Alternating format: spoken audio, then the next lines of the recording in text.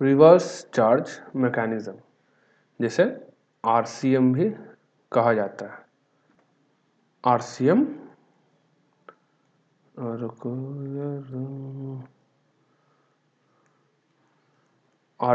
Short form में कहा जाता है। ठीक है, रिवर्स चार्ज मैकेनिज्म गुड्स के केस में भी है, बट वो हमें पढ़ना नहीं है, हमारे सिलेबस से बाहर है, हमें सर्विस का सिर्फ पढ़ना है। ठीक है, अब आरसीएम होता क्या है ये समझिए। आरसीएम दो सेक्शन में कहा गया, एक 93 और एक 94 सीजीएसटी एक्ट का। ठीक है, और 53 और 54 आईजीएसटी एक्ट का। अब अगर ये 93 और 94 ना हो तो इसके पहले क्या होता है, नॉर्मल केसेस में जिसे कहा जाता है फॉरवर्ड चार्ज। क्या कहा जाता है? Forward charge. ठीक है, इसमें जनरली क्या होता है, ये जो सप्लायर है, मान लीजिए सप्लायर है, इसने कोई सर्विस इसे दिया, मान लीजिए ए है, ए ने बी को कोई सर्विस दिया, तो ए की रिस्पॉन्सिबिलिटी होती है कि वो बी से टैक्स कलेक्ट करे और गवर्नमेंट को पे करे। बट आरसीएम के अंडर क्या होता है कि ये ए है और ये बी है।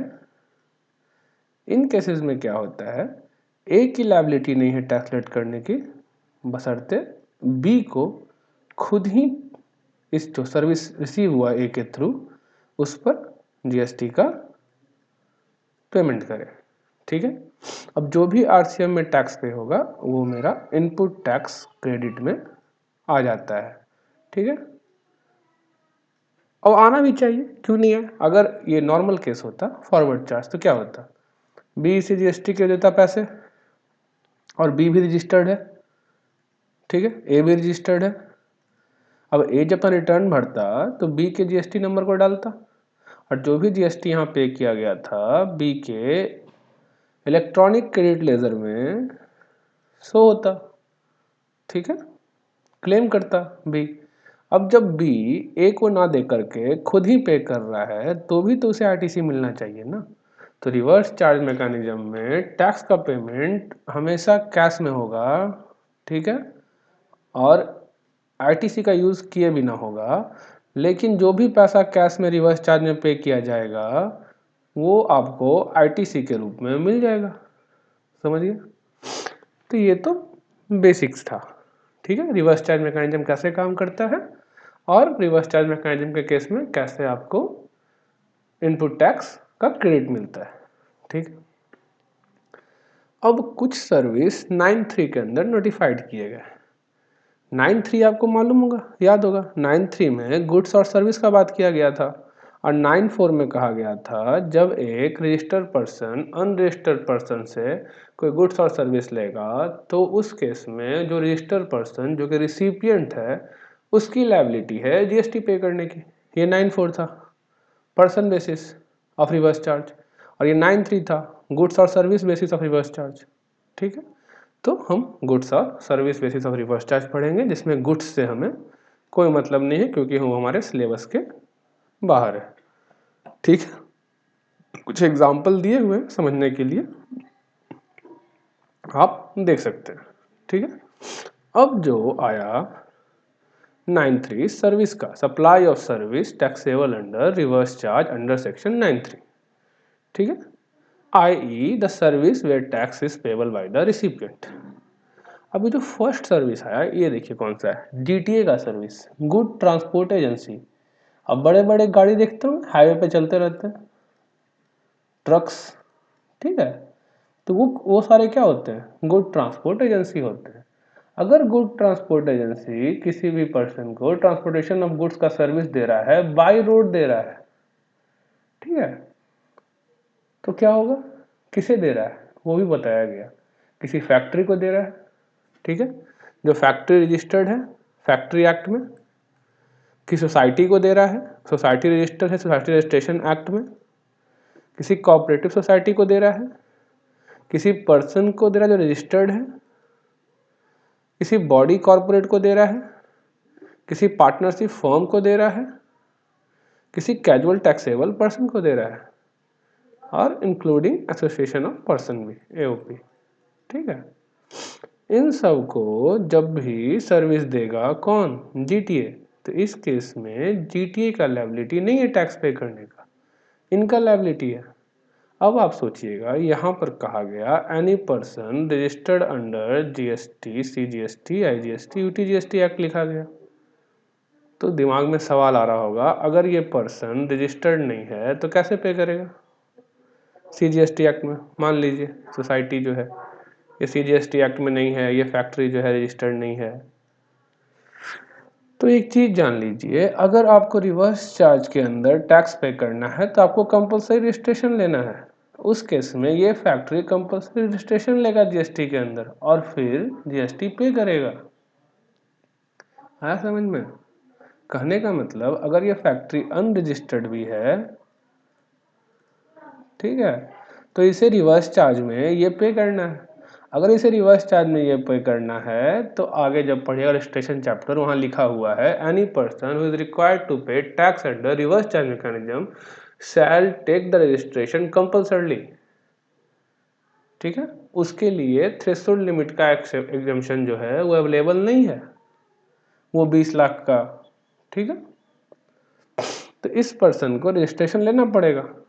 तो आप बोलिएगा तो शायद इसी को बोल देता बस रजिस्टर्ड पर्सन, तो कैसे, ये फैक्ट्री हो सकता है अनरजिस्टर्ड हो, लेकिन अब इसको लेना पड़ जाएगा रजिस्ट्रेशन। क्यों? क्योंकि रिवर्स चार्ज में इसको पे करना है इसका टैक्स। सप्लायर तो जीटीए है, रिसिपिएंट ये है, अबे रजिस्टर्ड उसको होना पड़ेगा। क्यों? क्योंकि उसको रिवर्स चार्ज में टैक्स पे करना है। आया समझ में? तो अगर किसी बंदे को रिवर्स चार्ज में टैक्स पे करना है तो उसे कंपलसरी रजिस्ट्रेशन लेना है।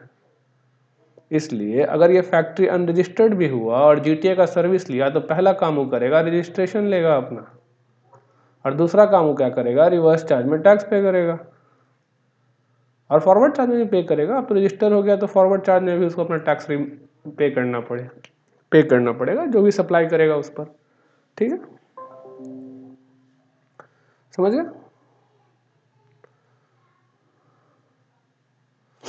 क्लियर?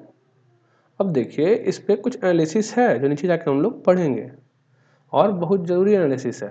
होता क्या है, मान लीजिए अगर ये जीटीए अनरजिस्टर्ड हो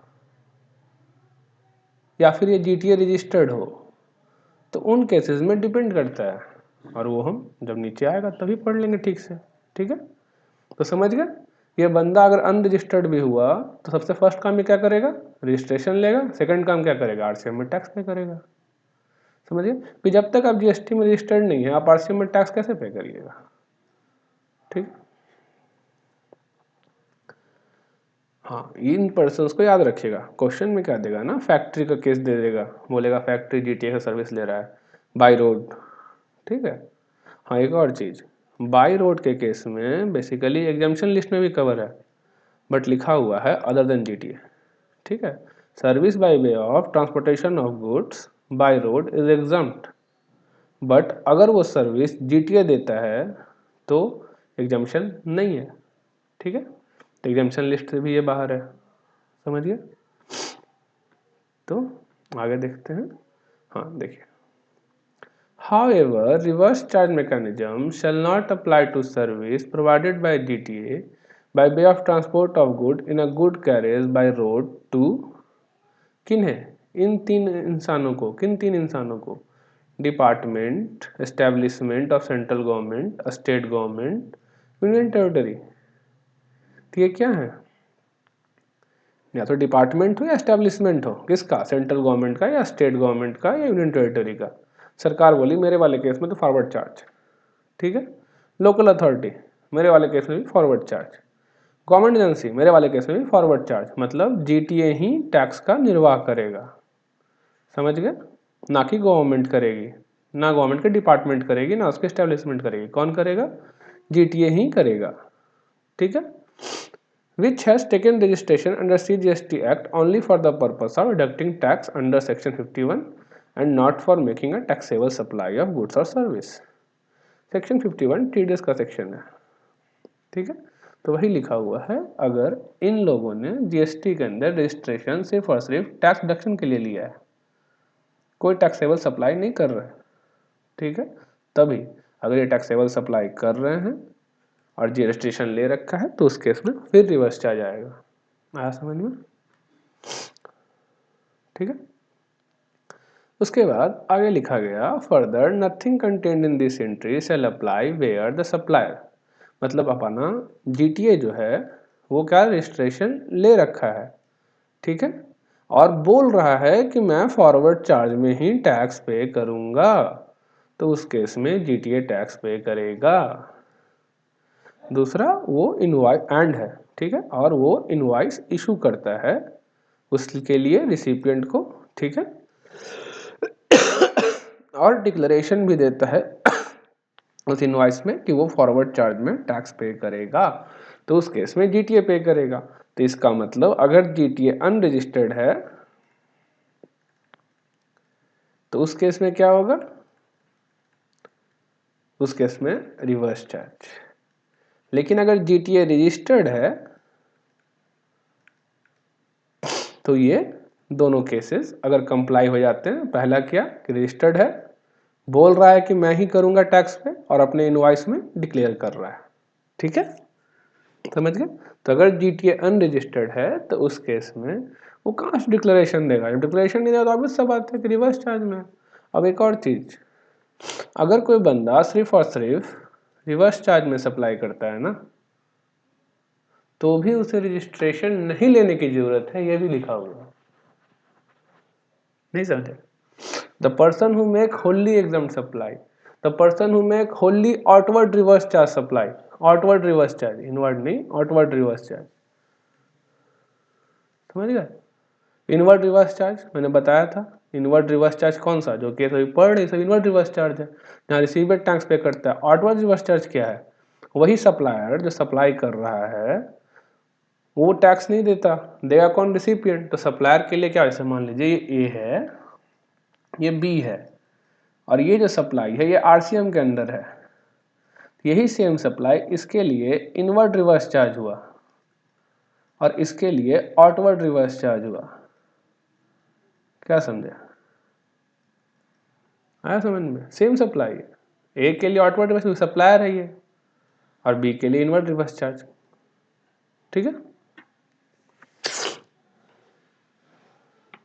अब देखिए दूसरा केस, हाँ, service provided by an individual advocate including a senior advocate or a firm of advocate by way of legal services directly or indirectly, ठीक है।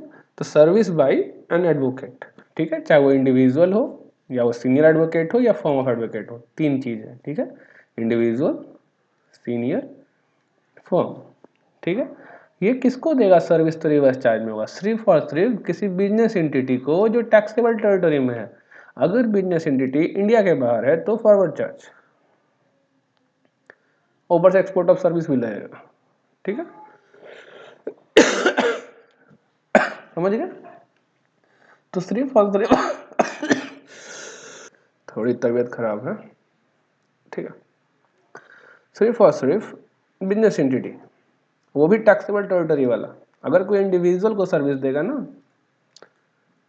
उसके पर्सनल केस के लिए, तो वहां पे फॉरवर्ड चार्ज लॉयर खुद टैक्स पे करेगा, लॉयर का फर्म खुद टैक्स पे करेगा, समझ गया। लीगल सर्विस का डिफिनीशन दिया हुआ है, ठीक है, अब पढ़ लीजिए। उसके बाद आया service supplied by an arbitral tribunal, tribunal मतलब court, to an business entity, फिर वही चीज ट्रिब्यूनल अगर किसी बिजनेस एंटिटी को देगा जो टैक्सेबल टेरिटरी में है तो वो भी कहाँ आएगा, रिवर्स चार्ज में, मतलब बिजनेस एंटिटी टैक्स पे करेगा,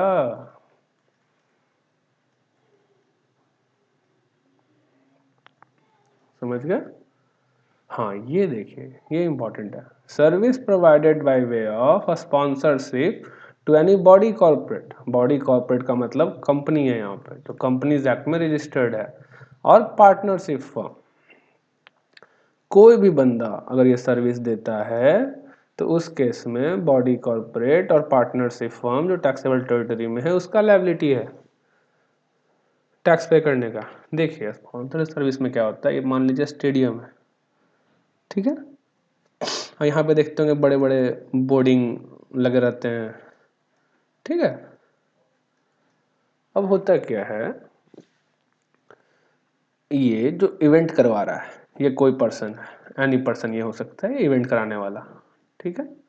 अब इस पर्सन ने आपके पास आया और आप क्या है, मान लीजिए कंपनी है या पार्टनरशिप फर्म है, आपके पास आया, बोला मुझे पैसे दो स्पॉन्सरशिप के लिए। आपने कहा ठीक है ले लो पैसे, पर इसके बदले मुझे क्या मिलेगा, बोला आपका नाम यहां लिखवा दूंगा, समझे। तो कंसिडरेशन फ्लो हुआ इससे, इसको क्या हुआ, सप्लाई ऑफ सर्विस,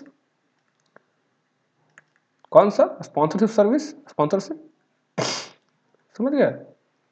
तो ये जो बंदा कंपनी और पार्टनरशिप फर्म है तो इस यही रिवर्स चार्ज में टैक्स देगा, ना कि ये बंदा, ये एनी पर्सन है। ये हो सकता है कि कंपनी हो सकता है बॉडी कॉर्पोरेट हो सकता है इंडिविजुअल हो, एओपी हो, बीओआई हो, कोई भी हो सकता है।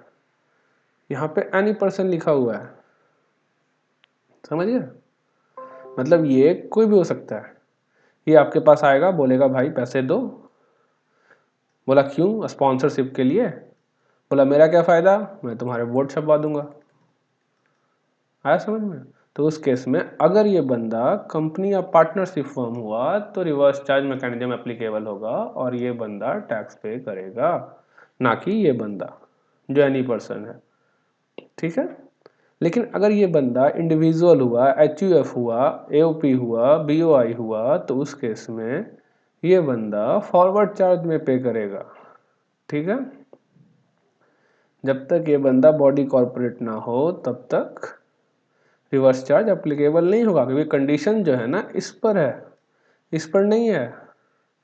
ये हो सकता है वो कंपनी ही हो, कोई दिक्कत ना, हो सकता है पार्टनरशिप फर्म हो, कोई प्रॉब्लम नहीं है। कंडीशन इस पर है, इस पर है, कंडीशन इस पर है कि ये अगर कंपनी हुआ, पार्टनरशिप फर्म हुआ और कहाँ हुआ, इंडिया में हुआ। अगर इंडिया के ये बाहर होगा तो फिर इसी बंदे का रिस्पॉन्सिबिलिटी आ जाएगा। अगर ये बंदा इंडिया में हुआ और कंपनी और पार्टनरशिप फर्म हुआ तो यही टैक्स पे करेगा, ठीक है। अब दूसरा आया, service supplied by the central government, state government, union territory और local authority to a business entity. अगर सेंट्रल गवर्नमेंट को सर्विस देती है, स्टेट गवर्नमेंट को सर्विस देती है, यूनियन टेरिटरी को सर्विस देती है, लोकल अथॉरिटी को सर्विस देती है किसी बिजनेस एंटिटी को, ठीक है, तो वो बिजनेस एंटिटी ही लायबल होगा अगर वो टैक्सेबल टेरिटरी में है तो, समझ गए। लेकिन एक्सक्लूडिंग इस वाले केस में इसको एक्सक्लूड किया गया, बोला इस पे फॉरवर्ड चार्ज, लेकिन अगर नीचे जाओगे तो मिल जाएगा तुम्हें कि ये भी रिवर्स चार्ज में आ जाएगा, समझे। यहाँ पे एक्सक्लूड किया हुआ है इस वाले पैरा में, लेकिन नीचे जब पढ़ोगे ना तो ये फिर कवर है आरसीएम में, ठीक है। रेंटिंग ऑफ एमल प्रॉपर्टी, मतलब कहने का इसमें फॉरवर्ड चार्ज होगा अभी के लिए मान लो, ठीक है। सर्विस जो नीचे लिखा गया है इसमें फॉरवर्ड चार्ज होगा, service by department of post, ये तुमने देख रखा होगा। जब पोस्ट ऑफिस जाते हो देखते हो उसमें जीएसटी का चार्ज भी रहता है, तुम्हारे जो वो बिल देता है, रिसीट देता है, ये इसमें जीएसटी भी रहता है, ठीक है, समझ गए। हाँ एग्जाम्शन में भी है ये कवर, वहाँ पे देखोगे एग्जाम्शन में मिलेगा तुम्हें, कुछ पार्ट है, ठीक है। बट अभी समझने के लिए, ठीक है, ये कहाँ में आएगा, फॉरवर्ड चार्ज में, पोस्ट ऑफिस फॉरवर्ड चार्ज में, मतलब पोस्ट ऑफिस खुद टैक्स पे करेगा, ठीक है।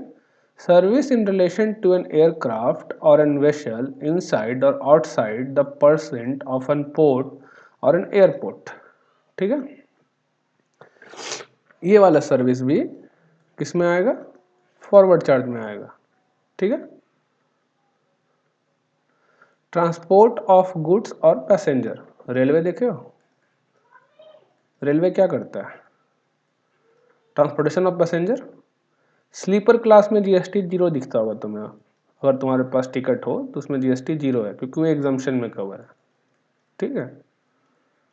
लेकिन एसी क्लास में जाओगे ना तो वहाँ तुम्हें जीएसटी मिल जाएगा, चार्ज रहेगा।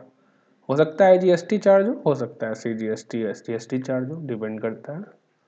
ठीक है, समझ गए?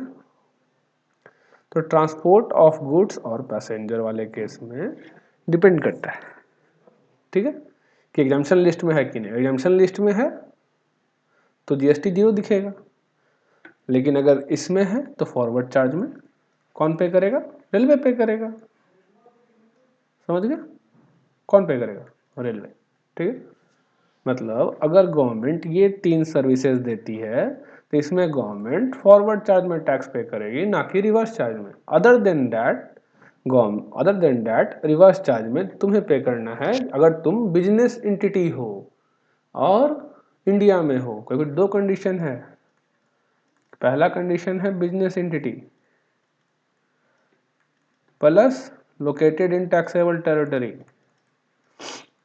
अभी इसमें कंफ्यूज हो गए थोड़ा, बट आगे एक और इम्पोर्टेंट चीज आएगा इसका, जब एग्जाम्पशन में पढ़ेंगे तभी उसे बताना ज़्यादा अच्छा होगा, अभी कंफ्यूज करने से तो। ठीक है, अब देखो, अभी ऊपर पढ़ा था ना ये कि रिवर्स चार्ज में नहीं है, फॉरवर्ड चार्ज में है। अब देखो, service supplied by central government, state government, union territory, local authority by way of renting of immovable property to a person registered under CGST act. बोलोगे चेंज क्या है, क्यों यहाँ से अलग किया? बोला सिर्फ बिजनेस एंटिटी को थोड़े, कोई भी रजिस्टर्ड पर्सन वाला रिवर्स चार्ज है इस केस में। नहीं समझे? यहाँ पर बोला रिवर्स चार्ज में नहीं होगा। ठीक है, क्यों? क्योंकि बोला कि इस पैरा में सिर्फ और सिर्फ बिजनेस एंटिटी का बात हुआ है, जबकि पैरा 5A जो था वो बोला कि सिर्फ बिजनेस एंटिटी का नहीं, कोई भी रजिस्टर्ड पर्सन को अगर ये सर्विस देंगे ना, रेंटिंग ऑफ इमूवेबल प्रॉपर्टी, तो वो रिवर्स चार्ज में ही होगा। समझ गए? अब समझो, जैसे कि ये शॉप है, देखते हो गवर्नमेंट मार्केट रहता है, वहां पे बहुत सारा शॉप रहता है। ठीक है, इन शॉप का गवर्नमेंट रेंट कलेक्ट करती है तुमसे। ठीक है, तो ये रेंटिंग ऑफ इमूवेबल प्रॉपर्टी और किसी रजिस्टर्ड पर्सन को गवर्नमेंट ने किया, किसी रजिस्टर्ड पर्सन ने अगर ये लिया, वो बिजनेस एंटिटी हो ना हो मतलब नहीं है। ऑब्वियस सा बात है, जीएसटी कोई भी पर्सन बिजनेस एंटिटी होगा तभी लेगा। ठीक है, जरूरी नहीं है। ठीक है, अब एनजीओ है, रजिस्ट्रेशन तो उसको भी लेना पड़ेगा, लेकिन क्या रजिस्टर्ड मतलब बिजनेस एंटिटी है? मतलब हो सकता है कुछ बिजनेस कर रहा हो, लेकिन उसका बेसिक मेन पर्पस तो बिजनेस करना नहीं है, उसका तो मेन पर्पस सोसाइटी को बेनिफिट देना है। ठीक है, तो अगर कोई भी बंदा रजिस्टर्ड है और रेंटिंग ऑफ इमूवेबल प्रॉपर्टी का सर्विस है, और वो सर्विस अगर central government, state government, union territory और लोकल अथॉरिटी दे रहा है, तो रिवर्स चार्ज में है। ठीक है, इसलिए इसको यहाँ से बाहर किया गया, क्योंकि यहाँ पर सिर्फ और सिर्फ एक ही पर्सन कवर था। ठीक है, बिजनेस एंटिटी। समझ गया? हाँ, एक और चीज ध्यान रखना, इसमें और इसमें फर्क है। यहाँ पे हो सकता है कि बिजनेस एंटिटी हो, लेकिन वो बॉडी कॉर्पोरेट और पार्टनरशिप फॉर्म नहीं हुआ ना, तो रिवर्स चार्ज नहीं होगा। वो बॉडी कॉर्पोरेट और पार्टनरशिप फॉर्म होना चाहिए। यहाँ पर बिजनेस एंटिटी के होने से मतलब नहीं है। यहाँ पे अगर वो बिजनेस एंटिटी बॉडी कॉर्पोरेट नहीं है, पार्टनरशिप फर्म नहीं है, इंडिविजुअल, तो भी रिवर्स चार्ज नहीं होगा इस वाले केस में। आया समझ में डिफरेंस इन दोनों कॉलम में, एनी बिजनेस एंटिटी और ये वाले पॉइंट में?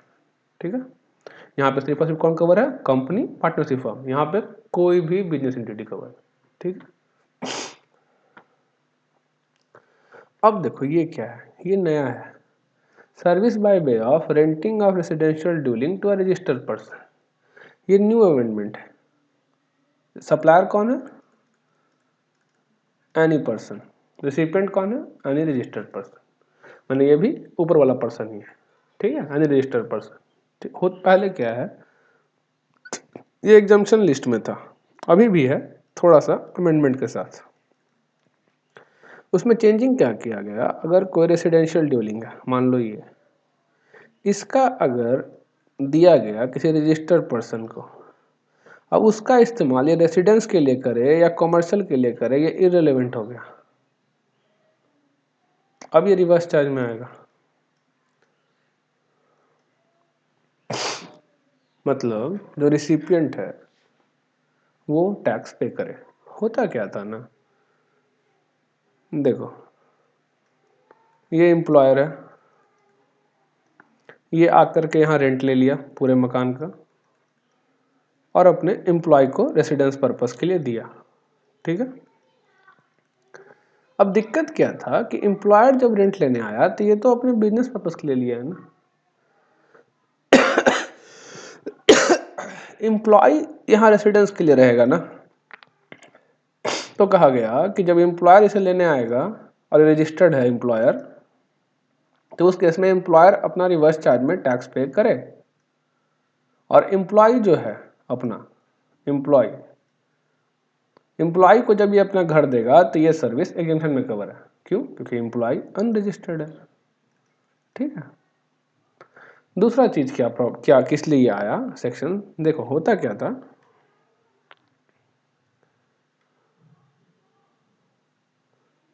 था, जब आप रजिस्ट्रेशन लेते हो ना, तो ज्यादातर लोग क्या करते थे ना, रेंट एग्रीमेंट बनवाया, अपना ही घर होता था किसी रिलेटिव का, रेंट एग्रीमेंट बनाया, यहाँ लिख दिया रेंट 40,000, 50,000, 60,000, 70,000, रजिस्ट्रेशन मिल गया। अब ये रेसिडेंशियल ड्यूलिंग है, ये जो बंदा है, ये जो रिलेटिव है, ये अनरजिस्टर्ड है, ऐसे हम फोर्स भी नहीं कर सकते रजिस्ट्रेशन के लिए। क्यों? बोलेगा 20 लाख से कम है मेरा, कहाँ से रजिस्ट्रेशन ले आऊं। और ये बंदा रजिस्टर हो गया रेंट एग्रीमेंट बना करके, रेंट एग्रीमेंट बनाया, इसके साथ यहाँ पे दुकान खोल लिया या जो भी अपना यहाँ से काम स्टार्ट कर दिया, रजिस्ट्रेशन ले लिया, अब खुश है। रेंट भी पूरा हाई दिखाया 1 लाख, ठीक है, 1 लाख का रेंट दिखाया, कितना भी रेंट होगा तो 12 लाख का होगा। अब इस बंदे के पास और कोई सोर्स ऑफ इनकम नहीं है, इसका कहना होता था क्या, मैं रजिस्ट्रेशन क्यों लूँ, मेरा तो कम है। सरकार ने बोला इस बंदे ने रजिस्ट्रेशन लिया, तेरा रेंट एग्रीमेंट दिया, अब तू अनरजिस्टर्ड हो रजिस्टर्ड हो मुझे मतलब नहीं, ये बंदा रजिस्ट्रेशन रेंट एग्रीमेंट बना के तेरे घर का ले रहा है, रेसिडेंशियल ड्यूलिंग है। अगर कमर्शियल ड्यूलिंग है तो कोई मतलब ही नहीं था, कमर्शियल ड्यूलिंग तो फॉरवर्ड चार्ज में था, ठीक है। रेसिडेंशियल ड्यूलिंग के लिए एग्जम्पशन था, ठीक है। बोला ठीक है, तूने ले लिया, रजिस्ट्रेशन भी ले लिया, अब तू रिवर्स चार्ज में टैक्स दे इसे उस 1 लाख पे, और इससे मुकर भी नहीं सकता। रेंट एग्रीमेंट जमा किया डिपार्टमेंट को, इसने तो 1 लाख का रेंट इसलिए दिखाया था कि इनकम टैक्स में जाकर के 1 लाख का एक्सपेंस क्लेम कर लेगा, मतलब 12 लाख का हैवी एक्सपेंस होता है 12 लाख, और नया नया बिजनेस है तो, ठीक है। अब जीएसटी डिपार्टमेंट का कहा नहीं ना ना, ये सब काम नहीं चलेगा। ये लोग क्या कर रहे हैं, अपने रिलेटिव के घर का रेंट एग्रीमेंट बनाते हैं और रजिस्ट्रेशन ले लेते हैं, ठीक है। इस पर हम प्रेशर डाल नहीं सकते क्योंकि ये बोलेगा 20 लाख से कम है। तो बोला कि चल ये रजिस्टर हो गया ना, बोला हाँ ये मेरे कब्जे में है, हाँ, बोला चलो इसी को तंग करते हैं जो मेरे कब्जे में है। बोला तू रिवर्स चार्ज में दे, भले ये घर रेसिडेंशियल डूलिंग हो। समझ में आया? रेसिडेंशियल डूलिंग में रेसिडेंशियल घर होता है, कमर्शियल डूलिंग मतलब कमर्शियल घर होता है, इसका पर्पस मेन रेसिडेंस के लिए होता है। लेकिन अगर आपने किसी रजिस्टर पर्सन को दिया है रेंट पे, तो ये अपना टैक्स पे करे उस पर रिवर्स चार्ज पे। इसलिए जब रेंट एग्रीमेंट कभी भी क्लाइंट का बनाना तो सोच समझ के बनाना, क्योंकि रिवर्स चार्ज पे हो सकता है कि गवर्नमेंट बाद में टैक्स मांग ले तुम्हें रेंट पे। इसलिए रेंट एग्रीमेंट में ध्यान देना बहुत जरूरी है, ध्यान देना। पहले से तो नहीं था क्योंकि बोलते रेसिडेंशियल ड्यूलिंग है तो वो तो टैक्स देगा नहीं, लेकिन अब तो रिवर्स चार्ज में है, तू रजिस्टर्ड, तेरे रिलेटिव का घर, वो तो बच गया, कोई मतलब नहीं था उसे ऐसे भी और वैसे भी, पर तू तो फंस गया।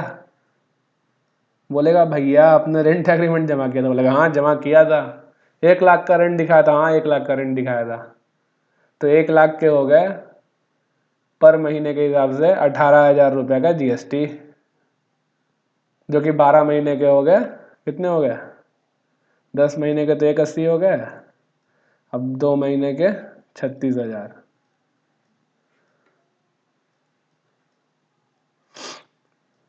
और ये कौन देगा, 2,16,000। इसलिए सोच समझ के बनाना। अगर कंसेंट लेटर से काम चल रहा है ना, छोटा क्लाइंट है, तो कंसेंट लेटर पे ही ध्यान दो, इस पे मत जाना, वरना ये अब तुम्हें परेशान कर देगा। समझ गए?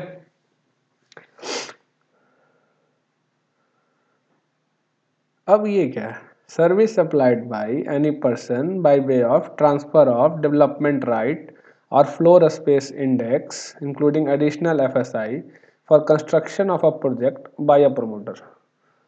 होता है ना। अब इसे कैसे समझाऊं? जैसे कि मान लो ये तुम्हारा था बना हुआ कुछ, थोड़ा सा बड़ा सा प्लॉट था, कुछ थोड़ा सा अपना घर बना हुआ था। अब तुमने प्रमोटर को दे दिया, जो करना है करो, ठीक है। तो ये तुमने राइट ट्रांसफर किया, समझे? डेवलपमेंट राइट्स, इसे डेवलप करने का। वो बनाएगा, कुछ भी बनाए, अपना मॉल बनाए, बिल्डिंग बनाए, जो बनाना है बनाए। जब वो बनाएगा, ठीक है, वो तो अलग बात है। तुमने जो राइट ट्रांसफर किया ना, ये राइट ट्रांसफर करने पे इस प्रमोटर को रिवर्स चार्ज में टैक्स देना है, क्योंकि राइट ट्रांसफर का कुछ ना कुछ पैसा तुमने लिया होगा। समझ गए? Long term lease of land 30 year और मोर, लीज का टर्म समझ लो ध्यान से, 30 साल ज़्यादा है, ठीक है। Bye any person against consideration in the form of upfront amount called a premium this and that, development charge this and that, ठीक है। एंड और periodic rent for construction of a project by a promoter, ठीक है। बहुत बड़ा land था तुम्हारे पास, तुमने दे दिया, ठीक है, कुछ पैसे के लिए, ठीक है। और उस पर प्रमोटर ने अपना कंस्ट्रक्शन किया प्रोजेक्ट का। अब ये लीज देखो 30 साल ज़्यादा का होना चाहिए। तुम्हें लीज पे दिया है, बट अगर 30 साल से कम है तो रिवर्स चार्ज नहीं हो रहा।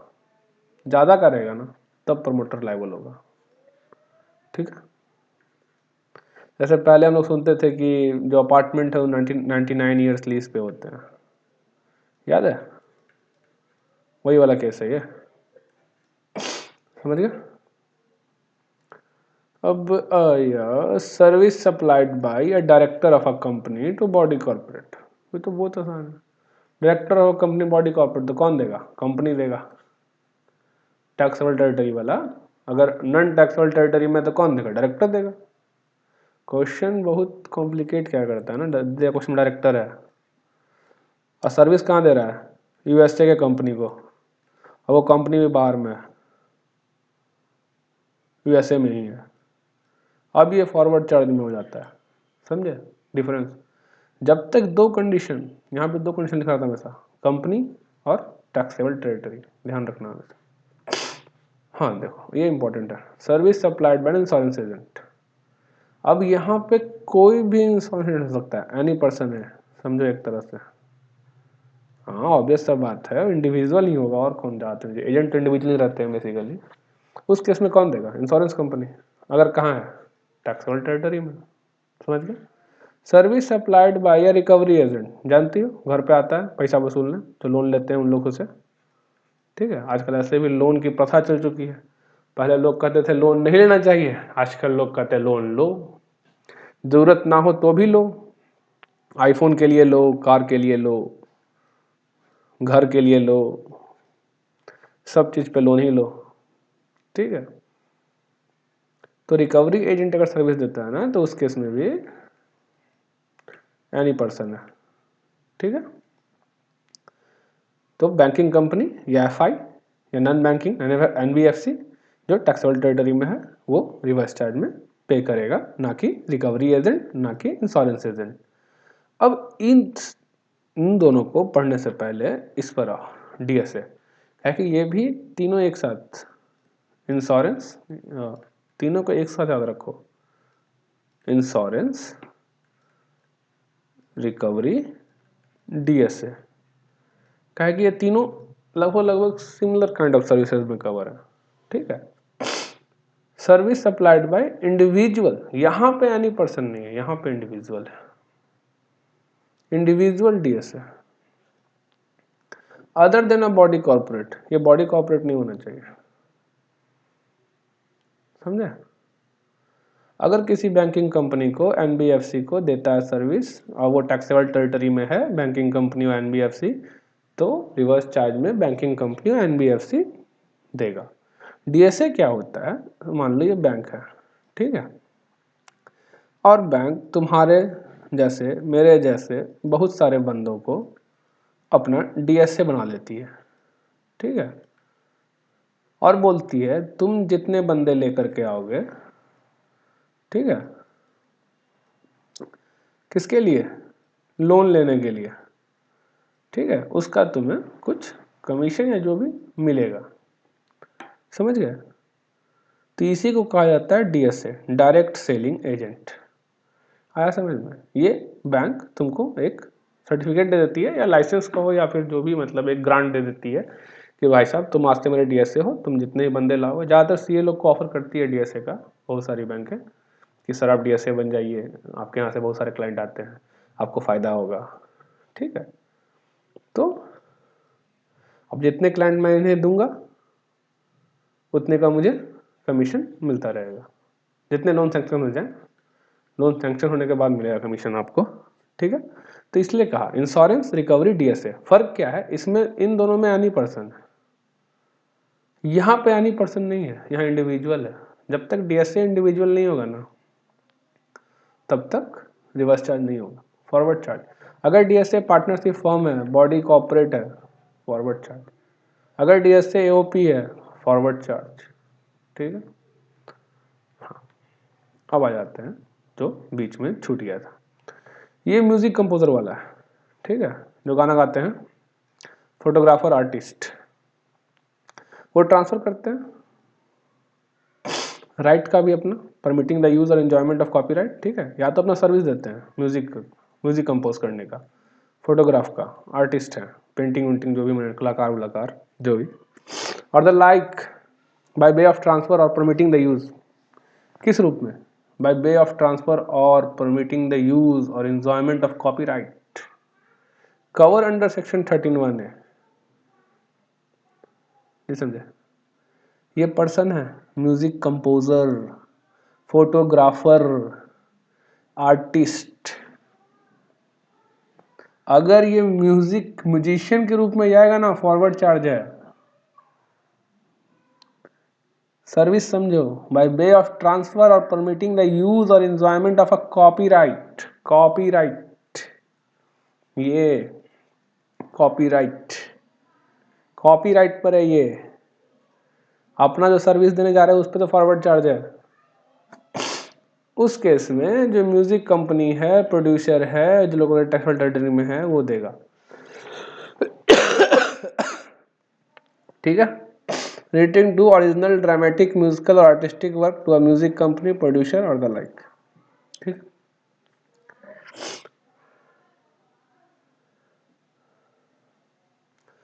Supply of service by an author by way of transfer और परमिटिंग द यूज और एंजॉयमेंट ऑफ, फिर यहाँ देखो कॉपीराइट है, ये मेन है। ट्रांसफर सर्विस क्या, ये समझो, परमिटिंग द यूज और एंजॉयमेंट ऑफ अ कॉपीराइट। इसका सर्विस कभी भी रिवर्स चार्ज में नहीं है, ये वाला रिवर्स चार्ज में। ये ऑथर कहीं गया, बोला कि भाई किताब लिख दो, किताब लिख रहा है तुम्हारे लिए बैठ करके, वो सर्विस फॉरवर्ड चार्ज में ऑथर खुद पे करेगा। रिवर्स चार्ज में क्या है? जब वो किताब लिख लिया अपना और तुमको कॉपीराइट ले चुका है खुद, और तुम बोलो मुझे चाहिए कॉपीराइट, तो वो कवर है यहाँ पे इस केस में पब्लिशर, ठीक है, जो किताब छापता है। हाँ, ऑथर के लिए एक और चीज कहा गया, अगर ऑथर बोलता है, रजिस्ट्रेशन ले रखा है और बोल रहा है कि मैं टैक्स पे करूंगा, तो करो, कौन रोका है, करो। लेकिन जब भी ये ऑप्शन ये ऑप्ट करेगा ना, वो विड्रॉ नहीं कर सकता 1 साल से पहले इस ऑप्शन से। एक बार ऑप्ट कर लिया तो इसी में रहो। दूसरा, इनवॉइस इशू करेगा, ठीक, ये तो कंडीशन है, इनवॉइस इशू करना है इसको, ठीक है। Supply of service by member of overseeing committee to RBI. Recipient कौन है? आरबीआई। सप्लायर कौन है? Members of overseeing committee constituted by RBI. समझिए, ये इसको सर्विस देता है तो रिवर्स चार्ज में। अब ओवरसीइंग कमिटी क्या है, इसके बारे में थोड़ा पढ़ना पड़ेगा मुझे, क्योंकि मुझे भी नहीं पता, ठीक है। अब हर चीज मैं जानूं जरूरी तो नहीं है, ठीक है। Service provided by business facilitator to a banking company. अब बिजनेस फैसिलिटेटर कौन है? इसका मतलब क्या होता है? फैसिलिटेटर का मतलब जो फैसिलिटेट करता है, जो आपको मदद करता है, ठीक है। तो इस केस में कौन होगा रिवर्स चार्ज में? Banking company. काम खत्म। तो बैंकिंग कंपनी के ये डीएसए, फिर ये कहाँ गए? डीएसए के साथ थे ऊपर में कहीं। इंश्योरेंस वाले तो इंश्योरेंस कंपनी के थे, रिकवरी एजेंट और ये बिजनेस फैसिलिटेटर, मैंने बैंकिंग कंपनी के 3 तो हैं, ठीक है। कौन कौन? डीएसए, रिकवरी एजेंट, ये तो एनी पर्सन था, डीएसए इंडिविजुअल बस होना चाहिए, ठीक है। और ये बिजनेस फैसिलिटेटर, समझ गए? ये 3 बैंकिंग के हैं जिसमें बैंक ही रिस्पॉन्सिबल है रिवर्स चार्ज में पे करने के लिए, अगर वो टैक्सेबल टेरिटरी में है तो, ठीक है। और एक और है, ये क्या है? Service provided by an agent of a business correspondent to business, different है business correspondent. An agent of a business correspondent, अगर कोई एजेंट है किसका? बिजनेस क्रॉसपॉन्डेंट का, वो सर्विस दे रहा है बिजनेस क्रॉसपॉन्डेंट को जो लोकेटेड है टैक्सेबल टेरिटरी में, तो वो रिवर्स चार्ज होगा, ठीक है। बिजनेस क्रॉसपॉन्डेंट टैक्स देगा, समझ गए? अगर agent, an agent of business correspondent providing service to a business correspondent located in taxable territory, ठीक है। हाँ ये देखो इंपॉर्टेंट है, सिक्योरिटी सर्विसेज। इसमें समझो कि any person other then body corporate है, मतलब सप्लायर कोई भी हो सकता है, बस वो कंपनी नहीं होना चाहिए। कौन होना चाहिए? कंपनी नहीं होना चाहिए। सप्लायर कोई हो सकता है, बस कंपनी नहीं होना चाहिए, ठीक है। और सर्विस किसी भी पर्सन को दे सकता है, बस वो रजिस्टर्ड होना चाहिए और लोकेटेड टैक्सेबल टेरिटरी में होना चाहिए, ठीक है। तो security services provided by way of supply of security personal provided to a registered person.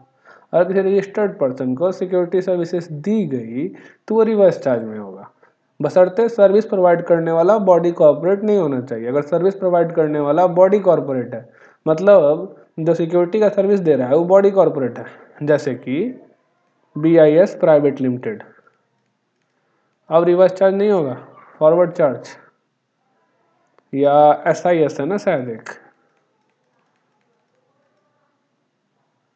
तो ये अब रिवर्स चार्ज में नहीं होगा, फॉरवर्ड चार्ज, क्योंकि ये कंपनी है, ठीक है।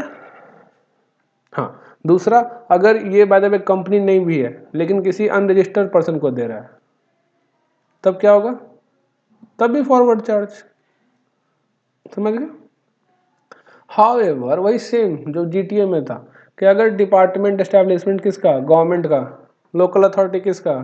ठीक है, गवर्नमेंट एजेंसी को देता है, जो रजिस्ट्रेशन ले रखा है CGST एक्ट में only for purpose deducting tax and not for making taxable supply. अगर टैक्सेबल सप्लाई के लिए ले रखा होगा तो फिर रिवर्स चार्ज, और सिर्फ TDS काटने के लिए ले रखा है रजिस्ट्रेशन तो कोई बात नहीं, अब कहाँ से देगा तुमको टैक्स? नहीं देगा तुमको, तुम फॉरवर्ड चार्ज में दो टैक्स। जब रजिस्ट्रेशन है ही नहीं, रजिस्ट्रेशन है बट TDS काटने वाला, उसका अलग रजिस्ट्रेशन होता है, ठीक है। तो रजिस्ट्रेशन जब रजिस्टर्ड नहीं है GST पे करने वाले में, जहाँ से टैक्स पेयर रजिस्ट्रेशन करता है उसको, ठीक है। और एक होता है टैक्स डिडक्टर रजिस्ट्रेशन। जब टैक्स पेयर में रजिस्टर्ड नहीं है तो रिवर्स चार्ज में कहाँ से पे करेगा? इसको लायबिलिटी भी नहीं है, कंपल्सन भी नहीं है कि रिवर्स चार्ज में टैक्स पे करना, फॉरवर्ड चार्ज में पे करना है। अगर होता कि रिवर्स चार्ज में टैक्स पे करना पड़ता है इसको, तो होता रजिस्ट्रेशन देता, ऑब्वियस बात है। बता चुका मैं तुमको, रजिस्ट्रेशन चैप्टर में पढ़ोगे। अगर किसी पर्सन को रिवर्स चार्ज में टैक्स पे करना है तो कंपल्सरी रजिस्ट्रेशन लेना है उसको, थ्रेशोल्ड लिमिट का मायने ही नहीं है 20 लाख का, समझ गए? Registered person paying tax under composition scheme, हाँ ये भी आ गया। अगर कंपोजिशन स्कीम में कोई टैक्स पे कर रहा है, ठीक है, नीचे पढ़ोगे अभी कंपोजिशन स्कीम, अगर कंपोजिशन स्कीम में कोई टैक्स पे कर रहा है, ठीक है, 1% से कंपोजिशन स्कीम ऑफ गुड और 6% से कंपोजिशन स्कीम ऑफ सर्विस, ठीक है, other than restaurant service, restaurant यहाँ कवर है 1% में, वो पर्सन के केस में भी फॉरवर्ड चार्ज, मतलब कोई भी पर्सन हो जो सिक्योरिटी सर्विस दे रहा है, any person providing security services to these tools, any registered person paying tax and composition scheme, और वो गवर्नमेंट वाला, ठीक है, जो बस TDS के लिए रजिस्ट्रेशन ले रखा है, सप्लाई ऑफ गुड्स और सर्विस के लिए रजिस्ट्रेशन नहीं ले रखा है, मैंने अदर टैक्स डिडक्टर रजिस्टर्ड है, अदर टैक्स पेयर रजिस्टर्ड नहीं है वो बंदा, तो उस केस में फॉरवर्ड चार्ज नहीं लगेगा, ना कि रिवर्स चार्ज। अब चाहे सर्विस कोई दे रहा हो, लेकिन अगर बंदा रजिस्टर्ड है और नॉर्मल स्कीम में रजिस्टर्ड है, कंपोजिशन में नहीं है, और जो सर्विस प्रोवाइडर है वो कोई भी बंदा इन बॉडी कॉपरेट नहीं है, अगर बॉडी कॉपरेट हुआ तो फिर फॉरवर्ड चार्ज, तो फिर मतलब ही नहीं है। मतलब अगर क्वेश्चन आ जाए, सबसे पहले चेक करना कि बॉडी कॉरपोरेट है कि नहीं सप्लायर, उसके बाद चेक करना कि बॉडी कॉर्पोरेट है तो क्या किसी रजिस्टर्ड पर्सन को दे रहा है सर्विस, उसके बाद चेक करना क्या टैक्सेबल टेरिटरी में है। अगर ये 3 कंडीशन सेटिस्फाई हो गए तो रिवर्स चार्ज। क्या समझे? पहला, सप्लायर बॉडी कॉर्पोरेट है, रिसिपिएंट रजिस्टर्ड है, थर्ड रिसिपिएंट टैक्सेबल टेरिटरी में है। समझ गया? और सॉरी, बॉडी कॉर्पोरेट नहीं है, बॉडी कॉर्पोरेट है क्यों चेक करने का, मतलब बॉडी कॉर्पोरेट है कि नहीं चेक करना। अगर बॉडी कॉर्पोरेट नहीं है तो इधर नीचे आना, अगर ये बॉडी कॉर्पोरेट हो गया तो फॉरवर्ड चार्ज यहीं पे खत्म, सेकंड राउंड में जाने का ही नहीं, वो कौन है नहीं है मतलब ही नहीं है। अगर ये बॉडी कॉर्पोरेट है तब तो कुछ सोचना ही नहीं है, फॉरवर्ड चार्ज। समझ गए?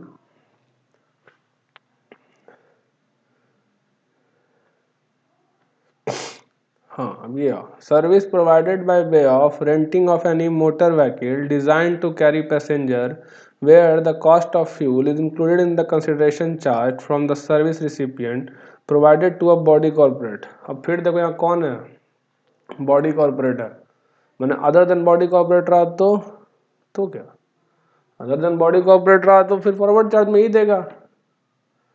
अब रेंटिंग ऑफ मोटर व्हीकल क्या देखते हो, भाड़ा पे गाड़ी ले जाते हो, बस वही भाड़ा वाला गाड़ी है, और क्या रेंटिंग ऑफ मोटर व्हीकल, और है क्या?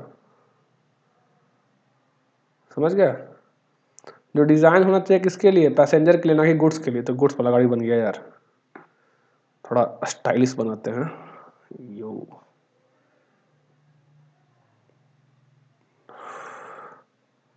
अब लग रहा है स्टाइलिश बन गया है नहीं? हाँ स्टाइलिश, हाँ पैसेंजर वाला गाड़ी, गुड्स वाला नहीं, ठीक है, पैसेंजर वाला गाड़ी, यहाँ पे आदमी बैठेगा, ठीक है,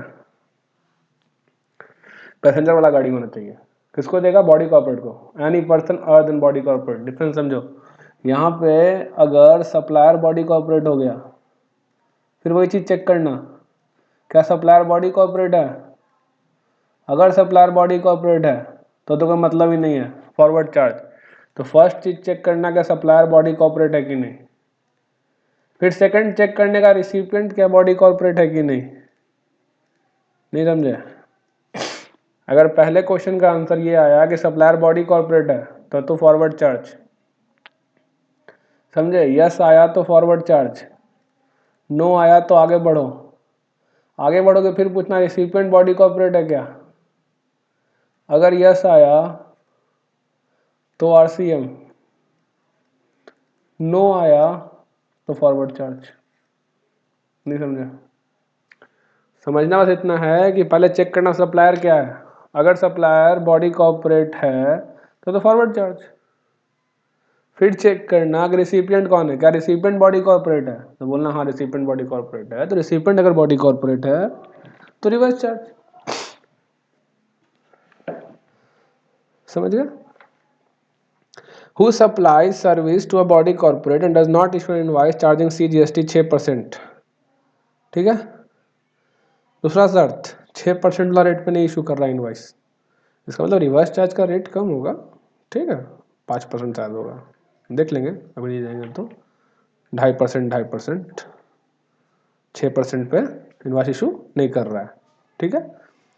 तो सिंपल चेक करना, पहले सप्लायर का कंडीशन, क्या सप्लायर बॉडी कॉर्पोरेट है, देखोगे कि हाँ सप्लायर बॉडी कॉर्पोरेट नहीं है, ठीक है। सेकंड, रिसिपिएंट कौन है, रिसिपिएंट क्या बॉडी कॉर्पोरेट है, तो हाँ रिसिपिएंट बॉडी कॉर्पोरेट है तो रिवर्स चार्ज। अगर फर्स्ट कंडीशन वालेट हो गया, मैंने कि अगर सप्लायर बॉडी कॉर्पोरेट है तो खत्म कहानी वहीं पे।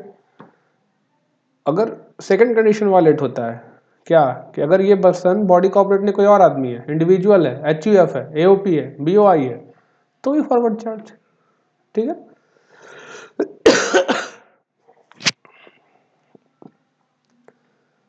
Service of lending of security under lending scheme of security and exchange board of India as amended.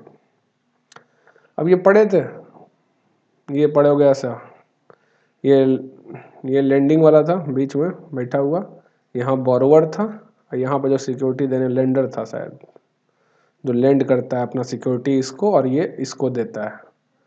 Chapter 1 में था, ठीक है। तो इसमें क्या कहा गया, lender I a person who deposit security, ये दिया सिक्योरिटी ये स्कीम वाले को, ठीक है। Security register in his name in the name of any other person duly authorised on his behalf with an approved intermediary, ये है अप्रूव्ड इंटरमीडियरी, ये ठीक है, approved intermediary for the purpose of lending under a scheme of SEBI. इस case में borrower I a person who borrow the security under the scheme through an approved intermediary of सेवी, ठीक है। अभी क्या हुआ समझो, लेंडर मतलब पर्सन जो डिपॉजिट करता है सिक्योरिटी जिसके नाम पे है, ठीक है, register in his name in the name of any other person duly authorised on his behalf with an approved intermediary for the purpose of lending under the scheme. इसको दे दिया और इसके बिहाफ पे अब हो जाएगा, नहीं समझे, ये इसको दे देगा तो ये सर्विस हुआ ना, तुमको दे रहा ना यूज करने का राइट। इसको इस सिक्योरिटी को तुम बाई सेल कर सकते हो, फिर दोबारा बाई कर सकते हो, बस शर्त क्या रहता है कि वापस उतना ही सिक्योरिटी इसको देना है तुमको जब खत्म होगा स्कीम तो, ठीक है। तो जो ये सर्विस दे रहा है ना, इस केस में ये बोरोवर ही लायबल होगा पे करने के लिए, ठीक है, बोरोवर ही लायबल होगा, ठीक है, समझिए। Service of lending of security, तुमको लेंड कर रहा है ना, सर्विस क्या हुआ, लेंडिंग ऑफ सिक्योरिटी, समझे, लेंडिंग कर रहा है सिक्योरिटी का, किसको, तुमको, इसके थ्रू, तो कुछ तो चार्ज करे, जो चार्ज करेगा ना उस पर तुमको जीएसटी पे करना है, ठीक है, क्योंकि तुम रिसिपिएंट हो किस सर्विस का, लेंडिंग ऑफ सिक्योरिटी का, ठीक है। ये आईजीएसटी एक्ट में भी सेम नोटिफाइड है यही सब सर्विस, ठीक है।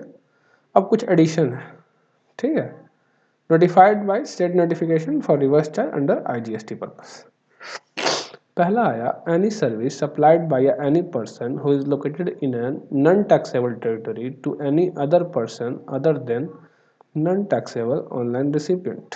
अब ये क्या हुआ, मान लो यहाँ एक कंपनी है, ठीक है, ये मान लो कंपनी ए है और ये यूएसए में है, और यहाँ मान लो एक कंपनी है, ये कंपनी बी है और ये इंडिया में है,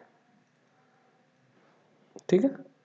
तो यहाँ से अगर कोई सर्विस यहाँ दिया गया ना, तो any service supplied by any person who is located in non taxable territory, ठीक है, तो नॉन टैक्सेबल टेरिटरी से यहाँ सर्विस दे रहा है, ठीक है, to any person other than non taxable online recipient. अब इसका मतलब किसी पर्सन को दे, ये एनी पर्सन हो सकता है, ये कंपनी हो सकता है, फर्म हो सकता है, इंडिविजुअल हो सकता है, एचयूएफ हो सकता है, एओपी हो सकता है, बीओआई हो सकता है, ठीक है।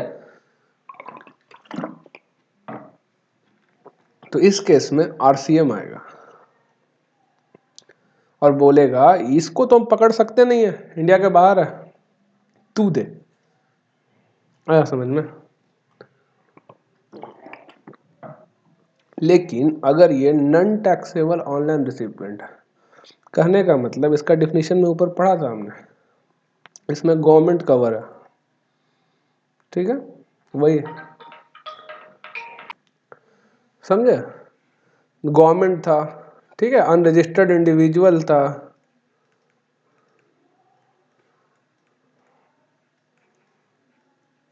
ऊपर पढ़ोगे नॉन टैक्सेबल ऑनलाइन रिसिपिएंट का डिफिनीशन दिया गया है ओआईडीआर सर्विस के केस में, ठीक है। अगर इनको सर्विस देता है ओआईडीआर और वो यहाँ पर है यूएसए में, और जो सर्विस दे रहा है वो यहाँ पर है इंडिया में, ठीक है, और वो नॉन टैक्सेबल ऑनलाइन रिसिपिएंट है, तो वहाँ पे एप्लीकेबल नहीं था। अन्यथा अब बोलोगे तो बी टैक्स क्यों से देगा, बोला रजिस्टर्ड नहीं है, तो बताया तो था कि अगर आपको आरसीएम में टैक्स पे करना पड़ता है तो आपको कंपलसरी रजिस्ट्रेशन लेना है, ठीक है, समझ गए। OIDR सर्विस के केस में ये इंपॉर्टेंट हो जाता है, non taxable online recipient other than, मैंने हर पर्सन को तो रिवर्स चार्ज में ही देना पड़ेगा, इनको छोड़ के ये OIDR वाले मैंने तुम और हम देखते हो डाउनलोड कर लेते हैं, जैसे कि मान लो फेसबुक से या विकीपीडिया से, ठीक है, तो वहाँ भी सर्विस है, या यूट्यूब वहाँ भी सर्विस है, देखते हो यूट्यूब पैसा मांगता है, कभी कभी अगर ऐड फी चाहिए तो पैसे दे दो। तो हम लोग हैं नॉन टैक्सेबल ऑनलाइन रिसिपिएंट, हमें रिवर्स चार्ज में नहीं टैक्स पे करना पड़ता। लेकिन वही यूट्यूब का सर्विस अगर कोई कंपनी लेगा, ठीक है, कंपनी लेगा इन शॉर्ट कि कंपनी कोई चैनल बना रखा है, ठीक है, और कंपनी कुछ पैसे पे करता है यूट्यूब को, तो उस केस में उस बंदे को जितने पैसे पे करेगा उसका RCM में टैक्स भी जमा करना पड़ेगा। हाँ ITC मिल जाएगा, सरकार तो बोल नहीं रही ना ITC नहीं मिलेगा, मतलब ठीक है ITC मिल जाएगा तुमको। ऐसे भी इनडायरेक्ट टैक्स का बर्डन तुम पे थोड़े आता है, इनडायरेक्ट टैक्स का बर्डन अगर सही से चले तो लास्ट कंज्यूमर जो कंज्यूम करेगा उस पर आना है, तो दुखी क्यों होना, RCM में भी टैक्स पे करना है, तो क्या समझे। अब ये क्या है, ये भी इसी के बेसिस पे समझोगे तो एक तरह से service supplied by a person located in non taxable territory by way of transportation of good by a vessel from a place outside India up to a custom station of clearance in India. यहाँ पे बंदा था, तुमको सामान book किए, ठीक है, और वो जो था तुम्हारा एक्सपोर्टर जो वहाँ पर था, वो क्या बोला, ये ले सामान, ये जहाज पे मैंने चढ़ा दिया, अब तू जहाज को कैसे लेके जाएगा, कौन लेके जाएगा, तू जा, ये ला के रख दिया है बस, बोला अब तू जा। अब तुम गए एक बंदे के पास जिसके पास जहाज था, जहाज में ला कर रखा, मैं सामान ला के यहाँ रख दिया आपने कस्टम स्टेशन पे, USA वाले पे, ठीक है। अब तुम्हारे पास कोई ऑप्शन नहीं, तुम गए यहाँ पे एक बंदे के पास जो यहाँ पे था, बोले कि भाई साहब तुम्हारे पास जहाज है, बोला हाँ जहाज तो है, बड़ा सा जहाज है, बोला इस सामान को अपने जहाज पे डालो और इंडिया लेके आ जाओ। उस बंदे ने इस सामान को जहाज पे डाला और वो इंडिया लेके आ गया, समझे, और यहाँ इंडिया पर अपना कस्टम स्टेशन था, ठीक है। तो ये जो बंदा सर्विस दे रहा है ना, एक तरह से देखो तो ये भी क्या है, नॉन टैक्सेबल टेरिटरी में है, और तुम यहाँ टैक्सेबल टेरिटरी में हो, रिवर्स चार्ज में टैक्स पे करेगा, बस बोल दिया इम्पोर्टर उसको नाम दे दिया, ठीक है, आया समझ में। तो वही जहाज का, खाली पानी का जहाज, हवाई जहाज नहीं कवर है यहाँ, ठीक है, पानी का जहाज का केस कवर है, समझ गया। अब ऊपर वाले के लिए नीचे एक्सप्लेन किया है, बॉडी कॉर्पोरेट का मतलब कंपनीज एक्ट, ठीक है, वही सब, freight transportation of good this and that for this net position, ठीक है।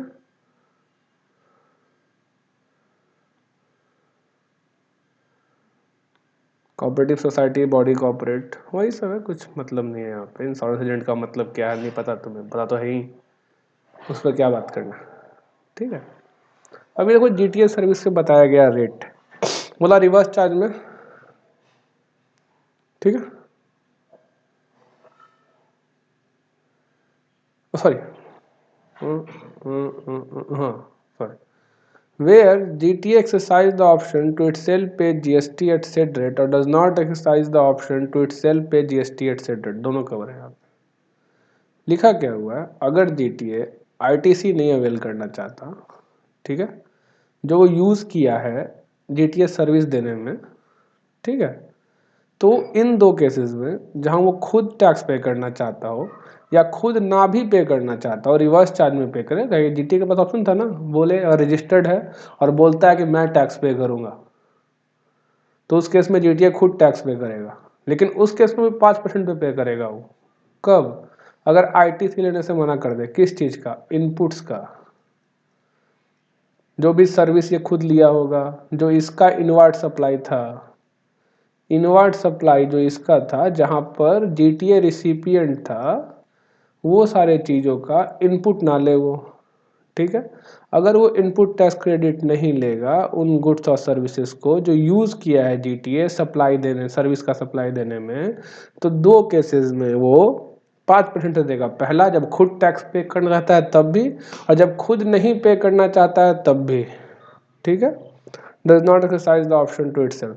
12% कब होगा, 12% सिर्फ एक केस में होगा, जब वो खुद पे करना चाहेगा और ITC क्लेम करेगा, समझ में आ रहा होगा। where GT exercises the option to itself pay GST at set rate on service supplied by it. In this case there is no restriction on availing ITC. देख रहे हो, no restriction on availing ITC. ITC avail करेगा, खुद से tax पे करना चाहता है 12% पे करे, अन्यथा 5% है, खुद से पे करे तो भी 5%, अगर ITC नहीं लिया तो, और ये हुआ तो, ठीक है, समझ गया। अब इसको समझाया गया थोड़ा यहाँ पे, ठीक है। रिवर्स चार्ज में 5% है, फॉरवर्ड चार्ज में 5% है। अगर person liable to pay GST GTS, शर्त क्या है, ITC अवेल ना करे, और इसमें क्या है, ITC अवेल करे तो 12%, ठीक है। अब एग्जाम्पशन कुछ है, पढ़ेंगे चैप्टर 4 में, ठीक है। Where recipient is earn specified recipient कौन, फैक्ट्री सोसाइटी कोऑपरेटिव, जो लिखा हुआ था आप registered person, casual taxable person, जो सब वहाँ लिखा हुआ था ना, फिर कैजुअल नहीं था, रजिस्टर्ड पर्सन था, रजिस्टर में सब आ गया, कैजुअल भी आ गया, ठीक है।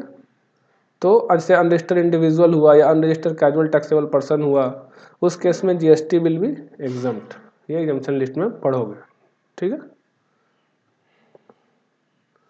Recipient of GTS service is person who pays liable to pay freight, transportation of good by road, this and that. Recipient कौन होगा, जो liable है पे करने के लिए freight, ठीक है। Renting of motor vehicle designed to carry passenger, cost of fuel is included in the consideration charge. Renting of motor vehicle, ठीक है, इसके वाले केस में कहा गया 5%, ठीक है। Provided supplier of service has taken only the limited ITC of input service in the same line of business. इसका मतलब क्या हुआ, ये सिर्फ और सिर्फ काची का ITC लेगा, सर्विस का, वो भी कौन सी सर्विस का, सेम लाइन। इसका मतलब क्या हुआ कि ये भी कि अगर रेंटिंग ऑफ व्हीकल का सर्विस लिया है तो बस उस पर जो GST इसने पे किया है उसी का ITC लेगा, ठीक है, और किसी चीज का नहीं लेगा, ठीक है। अन्यथा 12% अगर सप्लायर ऑफ सर्विस ऑप्ट करता है to pay GST at said rate, in this case there is no restriction, जितना चाहे उतना ITC ले सकता है, और service used in supplying renting of motor vehicle service by the supplier of service, ठीक है। मैंने पूरा का पूरा गुड्स पे भी ले लेगा, सर्विस पे ले लेगा। यहाँ पे क्या होगा, सिर्फ और सिर्फ सर्विस पे लेगा, वो भी सेम लाइन वाला, मतलब मोटर व्हीकल ही लिया होगा रेंट पे, ये भी फ्री रेंट पे दिया होगा किसी को, ठीक है। तो ये देखिए, इसके रिवर्स चार्ज में क्या था, याद होगा, रिवर्स चार्ज बस एक केस, पहला सप्लायर बॉडी कॉर्पोरेट नहीं होना चाहिए, उसके बाद रिसिपिएंट बॉडी कॉर्पोरेट होना चाहिए, तभी सिर्फ रिवर्स चार्ज, ठीक है। इस केस में रिसिपिएंट GST देगा, अन्यथा कोई भी केस हो, supplier other than body corporate हो लेकिन रिसिपिएंट भी बॉडी कॉर्पोरेट ना हो, रिसिपिएंट बॉडी कॉर्पोरेट ना हो तो भी फॉरवर्ड चार्ज, ठीक है। सप्लायर बॉडी कॉर्पोरेट हो तो कोई मतलब नहीं था, तो फॉरवर्ड चार्ज था, ठीक है, समझे। तो यहाँ पे क्या हुआ, यहाँ पे फर्स्ट कंडीशन वायलेट, और यहाँ पे सेकंड कंडीशन अगर वायलेट हुआ, ठीक है, तो फॉरवर्ड चार्ज। अगर फर्स्ट कंडीशन वायलेट हुआ सेकंड कंडीशन पे नहीं जाने का, अगर फर्स्ट कंडीशन कंप्लाइड हो गया तो सेकंड पे आने का, और सेकंड कंडीशन को चेक करने का क्या ये रिसिपिएंट बॉडी कॉर्पोरेट है, अगर रिसिपिएंट बॉडी कॉर्पोरेट है तो रिवर्स चार्ज, अगर रिसिपिएंट बॉडी कॉर्पोरेट नहीं है तो फॉरवर्ड चार्ज, ठीक है। मतलब ये इंडिविजुअल है, समझ गए। इस केस में रिवर्स चार्ज में 5%, फॉरवर्ड चार्ज में 12%, ठीक है, ठीक।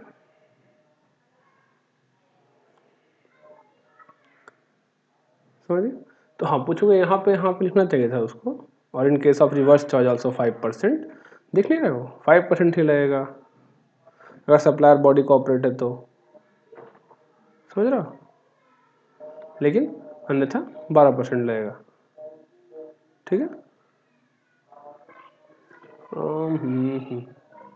समझिए,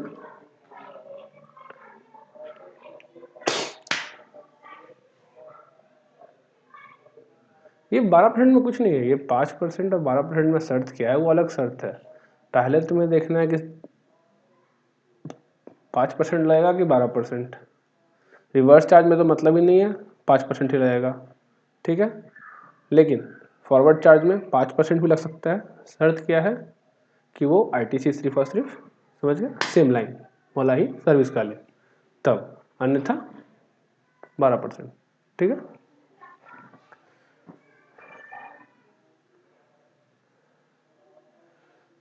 Now there may arise a doubt as to whether RCM is applicable on service of renting of motor vehicle designed to carry passenger, a service of transportation of passenger। तो याद रखना इस पर है ना यार, इस पर थोड़े साफ साफ तो लिख रखा था क्या, service by way of renting of any motor vehicle. Service क्या है, renting of motor vehicle. Service transportation of passenger थोड़े है, सर्विस ट्रांसपोर्टेशन ऑफ पैसेंजर थोड़े है। सर्विस क्या है, ये है, ठीक है। अब इस पर क्लैरिफिकेशन क्यों लाना पड़ा इसको भगवान जाने, ठीक है। बताया वही दो डिफरेंट हेड में है, ठीक है। और हमारा जो है वो service of renting of motor vehicle पे है, ठीक है, ना कि service of transportation of passenger पे है। अब रेम्यूनरेशन पेड टू डायरेक्टर, इसमें क्या है ना, इसमें कुछ नहीं। अगर 192 में काट रखा है TDS तो उसे एम्प्लॉय रिलेशनशिप मानेगा और कोई रिवर्स चार्ज फॉरवर्ड चार्ज कुछ नहीं। अगर 194J में काट रखा है ना डायरेक्टर फी, इसी में कवर है, ठीक है, विदाउट लिमिट है, तो कोई लिमिट नहीं है, मतलब कितना भी पेमेंट करो डायरेक्टर को, ऐसे नॉर्मली 30,000 का लिमिट है बाकी चीज़ में, प्रोफेशनल सर्विसेज में, ठीक है। लेकिन डायरेक्टर के सर्विसेज में कोई लिमिट नहीं था 30,000 का, ठीक है। TDS में पढ़ोगे वो इनकम टैक्स एक्ट में, उस केस में 194J में अगर काट रखा है ना तो रिवर्स चार्ज में कौन देगा, अब कंपनी, काम खत्म, ठीक है। वही इंडिपेंडेंट डायरेक्टर का केस बताया है, director who are not employ. Independent director तो हमेशा कंपनी का होता ही नहीं है एम्प्लॉय, ठीक है, समझिए। वही चीज़ लिख रखा है, डायरेक्ट TDS अगर 192 में कटा है शेड्यूल 3, ठीक है, not a supply as per schedule 3, ठीक है। अगर TDS 194 में कटा है तो समझ रहे। अब आया क्लासिफिकेशन अंडर GST, ये क्या बात करेगा ना, ये बात करेगा HSN का, ठीक है। हाँ, उसके पहले ये समझो, ये सेक्शन 95 है, इसको चैप्टर 12 में डाल दिया गया है। यहाँ पे बेसिकली RCM नहीं है, यहाँ पे लिखा हुआ है ना कि ECO ही टैक्स पे करेगा। ई-कॉमर्स ऑपरेटर, मान लो ये अमेजॉन है, ठीक है, और ये सप्लायर है, ये अमेजॉन के थ्रू सामान बेचता है रिसिपिएंट को। अब देख रहे हो, यहाँ पे इसे GST पे करना चाहिए था, लेकिन कहा गया कि नहीं, वो नहीं, ये अमेजॉन पे करेगा GST पेमेंट के दौरान, ठीक है। अमेजॉन GST पे करेगा हर मंथ का, ना कि ये पे करेगा, समझ गया। यही है बस, यही माइनर चीज़ है इसमें, ठीक है। सप्लायर कोई और है, रिसिपिएंट कोई और है, लेकिन पे कौन करेगा, ये। हाँ, अमेजॉन कुछ चार्ज कर रहा है ना, वो तो अलग सप्लाई हो गया, इसके लिए इश्यू रिटर्न फाइल करेगा अलग से, ठीक है।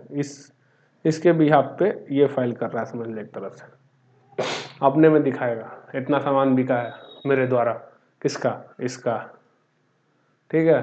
और क्या करेगा, कुछ नहीं। 3 तरह के सर्विस कवर है इसमें, 3 सर्विस है जिस पर ये देगा, यही देगा, कह दिया है यही देगा, ये देगा ही नहीं, जाओ तुम मौज मस्ती करो, ये देगा, ठीक है। उसके अलावा अगर 3 के अलावा कुछ और है ना, तो फिर कहा गया है, तो फिर कहा गया TCS काटेगा ये, ठीक है, तो वो अलग सेक्शन है। अन्यथा अगर ये 3 सर्विसेज हैं, जो ये वाला है, जो इसके थ्रू सप्लायर देता है, जैसे ट्रांसपोर्टेशन ऑफ पैसेंजर भी है इसमें, ठीक है। इसका है आपका अकोमोडेशन है, ठीक है, और एक शायद आपका अर्बन कंपनी वाला है, हाउस कीपिंग, ये सब जो है, ठीक है, वो वाला उस तरह का सर्विस अगर इसके थ्रू दिया जाता है ना, वो 3 तरह का सर्विस, तो उस केस में ये लायबल है टैक्स पे करने के लिए, ना कि ये, ठीक है, क्योंकि ये तीनों सर्विस रिवर्स चार्ज में नहीं थे, हमने ये पढ़ा, ठीक है, रिवर्स चार्ज, ठीक। अब क्लासिफिकेशन अंडर GST क्या है, HSN सिस्टम लाया गया, उसी के बारे में ज्ञान दिया गया है, ठीक है, और उससे कोई मतलब भी नहीं ज़्यादा। और सर्विस के लिए SCN कहा गया है शायद, सर्विस वाला कोड अलग होता है, SCN कहा जाता है, उसमें वही 5, 6, 7, 8 8 सेक्शन है चैप्टर 99 के, 5, 6, 7, 8, ठीक है, और ये 9, समझ गए।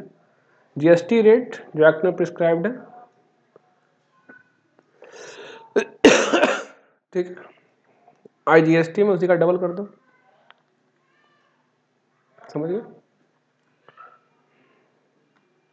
कुछ एग्जाम्प्टेड भी है, वही सब वो बकवास है, इधर कुछ काम का नहीं है, इसलिए बस ऐसे ही बढ़ते जा रहा हूँ, ठीक है। GST रेट प्रिस्क्राइब्ड फॉर, ये क्या था, यहाँ पे था वेरियस गुड्स के लिए, ये रेट प्रिस्क्राइब्ड है, ठीक है। IGST में इसके डबल कर दो, वो रेट प्रिस्क्राइब्ड है। सर्विस के लिए बताया गया कि ये रेट प्रिस्क्राइब्ड है, ठीक है। तो अब देखोगे 28 यहाँ भी है, यहाँ भी है, ठीक है, 18 यहाँ भी है, यहाँ भी है, ठीक है, 12 यहाँ भी है, 12 यहाँ भी है, लेकिन 7.5 यहाँ पर है, यहाँ नहीं है, ठीक है। 5 यहाँ भी है, यहाँ भी है, ठीक है। 1.5 यहाँ पर है, 1.5 यहाँ भी है, लेकिन ये दोनों सर्विस में नहीं है, समझ गए। तो ये दोनों जो है सिर्फ गुड्स में है, 0.25 और 3, ठीक है, जिसका 0.125 कर सकते हो और 1.5% कर सकते हो CGST SGST, ठीक है, और यहाँ पर 7.5% जो कि सर्विस में है, गुड्स में नहीं है, ठीक है।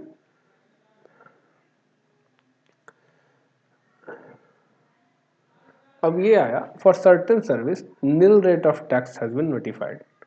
Service of gambling, service of way of admission to entertainment event, access to amusement facility including casino और रेस क्लब, क्लब और any place having casino or race club, sporting events such as IPL, and an event like IPL, service provided by a race club by way of tollister or a license to a bookmaker in such club, gambling etc. attract a highest rate of tax.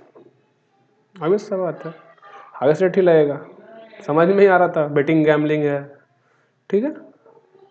Number of service subject to lower rate 5%, किस पर है, जो benefit के लिए, society के लिए, वहाँ पे कम रेट होगा, ऑब्वियस सा बात है, ठीक है। फॉर इंस्टेंट GTA सर्विस 5%, अभी पढ़ा था ना हमने ऊपर, GTA वाले में 5% था, रिवर्स चार्ज में भी 5% था, और उस वाले में 5% था, जब वो कहता है कि मैं ही टैक्स दूंगा, लेकिन शर्त क्या था, ये देखो शर्त क्या था, GTA ITC नहीं लेगा, ये शर्त था, याद आया, समझ में आया। तो अगर GTA ITC नहीं लेगा, खुद टैक्स पे करेगा रिवर्स चार्ज में, 2 केस में 5% था। हाँ, दिमाग में आ रहा होगा, रिवर्स चार्ज में देगा तो क्या GTA ITC ले लेगा, तो आगे जाके पढ़ोगे, अगर कोई आउटवर्ड रिवर्स चार्ज है ना, तो उस पर ITC इनएलिजिबल हो जाता है, ITC इनएलिजिबल, नहीं क्लेम कर सकते हो, ठीक है। ITC चैप्टर में पढ़ोगे, इनपुट टैक्स क्रेडिट जो चैप्टर है उसमें पढ़ोगे विस्तार से, ठीक है। अब जाओ वापस वहीं पे जहाँ पर थे, इम्पॉर्टेंट नहीं है इसलिए थोड़ा चलता जा रहा है, ज़्यादा ऊपर ऊपर से पढ़ते हुए निकल जाएंगे थोड़ा बहुत, ठीक है।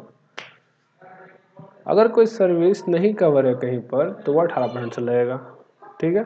और सिर्फ 18% क्यों, ये भी जान लो कि वो इंटर स्टेट में आ जाता है, अगर नहीं पता कर पाते हो तो, कि इंटर स्टेट है कि इंट्रा स्टेट है और रेट क्या है, तो 18% और इंटर स्टेट कहा जाता है उसे, ठीक है। अब रियल एस्टेट के बारे में बात करेंगे, ठीक है।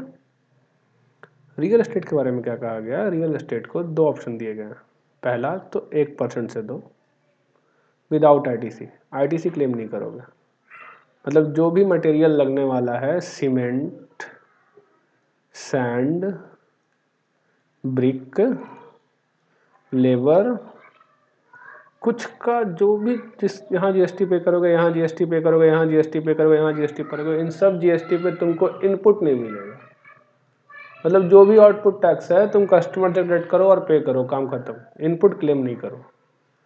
अगर तुम इनपुट क्लेम नहीं करोगे तो 1% से। On construction of affordable houses के केस में, ठीक है। अफोर्डेबल हाउसेस कौन होगा? जिसका 60 स्क्वायर मीटर का होगा, ये 60 स्क्वायर मीटर एरिया, इस घर का एरिया 60 स्क्वायर मीटर। 60 मतलब क्या, समझ गया? 60 स्क्वायर मीटर इन मेट्रोज और 90 square metre in non metros, समझ गया? 10 इंटू 9 90 स्क्वायर मीटर हो गया ना। ये 10 मीटर लंबा 9 मीटर चौड़ा 90 स्क्वायर मीटर, समझ गए? या 10 इंटू 6 60 स्क्वायर मीटर से कम हो, ठीक है, या उसके बराबर हो, और वैल्यू 45 लाख का हो, उस केस में 1% से, ठीक है। होता क्या है, रियल एस्टेट वाले ये बिल्डिंग बनाएंगे, बड़ी सी बिल्डिंग बन गई, ठीक है। अब इसमें बहुत सारे वो फ्लैट बनाएंगे, ठीक है। तो अब क्या दिक्कत होता था ना इनके साथ कि यार कस्टमर से कंस्ट्रक्शन पे जो जीएसटी रेट है वो 18% है, अगर गवर्नमेंट सर्विस नहीं है तो, ठीक है, और ऐसे गवर्नमेंट सर्विस में 12% है। अब इतना हैवी रेट ऑफ टैक्स लेना सही नहीं था, तो बोला गया, रियल एस्टेट वाले भी हल्ला कर रहे थे, सर इतना टैक्स को कस्टमर कहाँ से देगा 18%, ठीक है। तो बोला गया कि भाई साहब एक काम करो, 1% से टैक्स दे दो, शर्त ये तुम आरटीसी मत लेना, ठीक है। दूसरा बोला गया कि 5% से दे दो, तुम आरटीसी ले लो, नहीं, यहाँ भी बोला गया 5% ले लो पर आरटीसी ना लो। किस केस में? अरे अफोर्डेबल हाउस तो यहाँ हो गया, पर जो और बड़े बड़े घरवा बनाओगे उसका क्या करोगे? बड़े घर का बोला, या फिर कमर्शियल अपार्टमेंट बनाओगे, शॉप बनाओगे, ऑफिस बनाओगे, ठीक है। In residential real estate project in which the carpet area of commercial apartment is not more than 15% total carpet area, ठीक है। इस केस में बोला 5% से दे दो विदाउट आईटीसी। तो दो रेट बोला गया, 1% विदाउट आईटीसी, 5% विदाउट आईटीसी। अगर इसके बाद भी इसको आईटीसी लेने का मन हो और कस्टमर देने को तैयार हो 12% 18% जो भी है, ले ले आईटीसी लेके, ठीक है। पर ये जो 5% 1% है, इसके लिए तुमको एक चीज करना पड़ेगा। क्या करना पड़ेगा? पहला तो आरटीसी नहीं मिलेगा, तो पते है 5 और 1% में। अफोर्डेबल हाउसेज और अफोर्डेबल हाउसेज, और अफोर्डेबल हाउसेज 5%, अफोर्डेबल हाउसेज 1%, ठीक है। कंडीशन 1 आरटीसी नहीं लोगे। दूसरा कंडीशन 80% इनपुट, माना 80% जो ये इनपुट है ना, ये सीमेंट सैंड ब्रिक लेबर जो भी लगा है, इसका 80% इनपुट और इनपुट सर्विस रजिस्टर्ड पर्सन से होना चाहिए,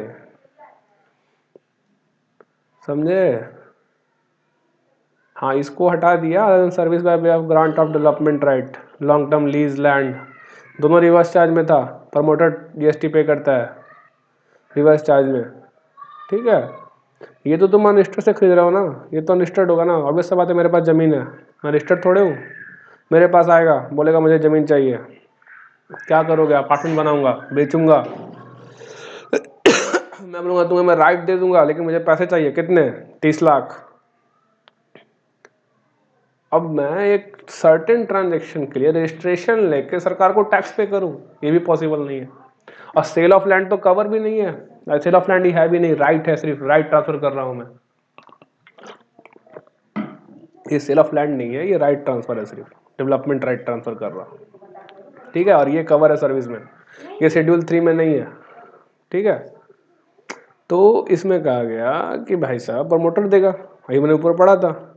तो यहाँ अनरजिस्टर्ड पर्सन से ये चीज़ ले सकते हो तुम, इसके लिए हम मना ही नहीं कर रहे। ये एफएसआई जो भी पढ़ा, अपफ्रंट पेमेंट मिलता है, ठीक है, electricity, high speed diesel, motor speed natural gas, इन सब चीज़ों को तुम अनरजिस्टर्ड से ले सकते हो, इसको हटा दो। इसके अलावा जो सीमेंट गिट्टी बालू जो भी लगा है, लेबर मशीन उसीन रेंटिंग हायरिंग ऑफ मशीन जो भी है, ये जितना भी सर्विस है, जितना भी गुड्स इन्वॉल्व हुआ है, इसका 80% रजिस्टर्ड पर्सन से होना चाहिए। और अगर 80% रजिस्टर्ड पर्सन से नहीं हुआ, तुम रिवर्स चार्ज पे दोगे। यही है बस 9(4) में कवर, पर्सन वाला केस जो पहले मैंने कहा था। 9(4) में सिर्फ यही एक चीज कवर है, समझे? जहाँ पे अगर अनरजिस्टर्ड पर्सन से रजिस्टर्ड पर्सन कुछ लेगा तो रजिस्टर्ड पर्सन ही पे करेगा। अगर 80% से कम हुआ तुम पे करोगे, अगर तुमको ये ऑप्शन ऑप्ट करना है क्या 1% और 5% वाला, ठीक है। और नहीं ऑप्ट करना तो पे करो नॉर्मल यार, चलता है 18% 12% जो भी है। कस्टमर तैयार है देने को 12%, देगा कस्टमर तुमको 12%? नहीं देगा ना। अरे घर खरीदने आ रहा है 1 करोड़ का, वो 1 करोड़ का 12% कितना होता है? 12 लाख। हाँ, देगा 12 लाख, समझ सकते हो। उसे यही ऑप्ट करना पड़ेगा, कुछ कर नहीं सकता। और जब वो ऑप्ट करेगा तो उसको 80% इनपुट कहाँ से खरीदना पड़ेगा? रजिस्टर्ड पर्सन से। किससे? रजिस्टर्ड पर्सन से। अगर नहीं खरीदेगा तो किससे देगा? रिवर्स चार्ज में देगा। किस रेट पे देगा? 18% पे देगा, 80% पुराने के लिए। और ये पूरा कॉस्ट बना रहेगा, इसमें लिखा रहता है कितना लेबर, इतना थी, इतना ये, इतना वो, टोटल कॉस्ट ये हुआ, ठीक है। टोटल कॉस्ट का 80% जो है खरीदा गया है रजिस्टर्ड पर्सन से। अगर ये कम खरीदा गया 80% रजिस्टर्ड पर्सन से तो क्या करेगा ये? जितना कम खरीदा गया उतना परसेंट पे 18% से ये टैक्स पे करेगा। लेकिन अगर वो सीमेंट है तो 28% से पे करेगा, क्योंकि सीमेंट पे जो रेट है वो 28% है, ठीक है। Unregistered person, the promoter shall pay a tax on supply of such cement on reverse charge basis under section 9(4) at 28%, not on 18%। बस यही है, समझ लो कि बस 60% खरीदा है, ठीक है, रजिस्टर्ड पर्सन से। बाकी 40% अनरजिस्टर्ड से खरीदा है। तो इस 40% में 20% का छूट तो हमको दे रखा है सरकार, तो इसमें तो कुछ नहीं करेंगे। 20% जो है इसमें मान लो कि 15% सीमेंट का कॉस्ट है और 5% कॉस्ट है क्या? अदर चीज़ का। तो इस सीमेंट वाले पे ये 28% से रिवर्स चार्ज में पे करेगा और इस 5% पे ये 18% से रिवर्स चार्ज में पे करेगा। मान लो ये 100 करोड़ था टोटल कॉस्ट, तो 100 करोड़ का 15 करोड़ पे 28% से पे करेगा और 5 करोड़ पे 18% से पे करेगा, समझ गए? रिवर्स चार्ज में। हाँ, आईटीसी मिलेगा, पर करेगा क्या? आईटीसी तो अवेल करना नहीं है इसको। रिवर्स चार्ज में पे करेगा और आईटीसी अवेल नहीं करेगा उस पर भी, ठीक है। Moreover, GST on capital goods shall be paid by promoter on reverse charge basis under 9(4) at applicable rate। समझिए, कैपिटल गुड्स पे भी प्रमोटर ही पे करेगा रिवर्स चार्ज बेसिस पे 9(4) के हिसाब से, ठीक है। ये बोला गया है। अब यहाँ पे सवाल आता है, थोड़ा सा क्लियरिटी का प्रॉब्लम हुआ क्या। ये जो लाइन बोला GST on capital goods shall be paid by promoter on reverse charge basis under section 9(4) at applicable rate. अब यहाँ बोला नहीं कि जो कैपिटल गुड का सप्लाई है रजिस्टर्ड है कि अनरजिस्टर्ड है। तो भाई साहब 9(4) में तो लिखा था ना कि अनरजिस्टर्ड सप्लायर रहेगा, रिसिपिएंट रजिस्टर्ड रहेगा, तभी 9(4) होता है। तो ऑब्वियस सा बात है, इस कैपिटल गुड का सप्लायर भी कौन होगा? अनरजिस्टर्ड, तभी ये 9(4), ठीक। Levy of GST on airport dues, अब ये क्या होता है? तो दो चीज समझो, एक पीएसएफ और यूडीएफ, ठीक है। तो पीएसएफ का जो मतलब फुल फॉर्म कहीं पर होगा, देखो, passenger service fee and user development fee, ठीक है। अब देखो ऑब्वियस सा बात है ना, ये जो एयरपोर्ट है ये एयरलाइन कंपनी का तो है नहीं, किसका है ये? सरकार का है। सरकार एयरपोर्ट तुमको जहाज अपना उतारना उड़ा, देखो उड़ रहा है यहाँ से, ठीक है। तो गवर्नमेंट जो है ना एक फ़ी चार्ज करती है, पीएसएफ और यूडीएफ, ठीक है। अब ये पीएसएफ और यूडीएफ क्या है देख लो। Passenger fee which the airport licence may collect from the embarking passenger at such rate central government specify करेगी। और ये airport licence shall utilise the state fee for infrastructure and facilitation of passenger. समझ गए? इसके development में देख रहे हो बड़ा बड़ा टावर कैसे बनेगा, एक और टावर यहाँ बनाना है, कैसे बनेगा? तुमसे पैसे लेके बनेगा ना, समझ गए? तो वही infrastructure development and facilitation of passenger. और यूडीएफ जो होता है यूजर डेवलपमेंट फी, लाइसेंसी में live in collect at a major airport at prescribe rate, ठीक है। ये अपने मर्जी से कैलकुलेट करता है वो, ठीक है। तो ये जो पीएसएफ और यूडीएफ कलेक्ट किया जाता है ना, ये एयरलाइंस का पैसा नहीं होता। ये जो ये प्लेन है, मान लो ये कौन सा प्लेन है, किस कंपनी का बताओ, इंडिगो मान लो, ये इंडिगो का है, ठीक है। अब जब तुम इंडिगो का टिकट खरीदोगे ना, तो इस टिकट में यहाँ पे अपना एयर टिकट का पूरा लिखा रहेगा, air fare this and that. यहाँ पर पीएसएफ यूडीएफ भी लिखा रहेगा और इसका भी जीएसटी लिखा रहेगा, इतना जीएसटी लगा। पर ये जो पीएसएफ और यूडीएफ तुमसे कलेक्ट कर रहा है ना, ये इंडिगो टिकट खरीदने के टाइम, ये पीएसएफ और यूडीएफ ये इसके बिहाफ पे कलेक्ट कर रहा है। नहीं समझे?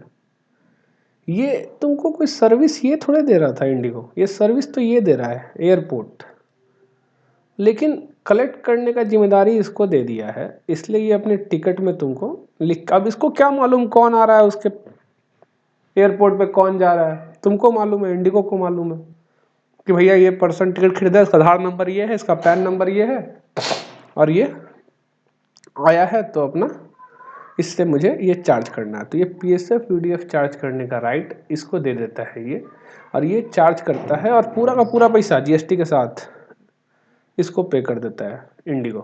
समझे?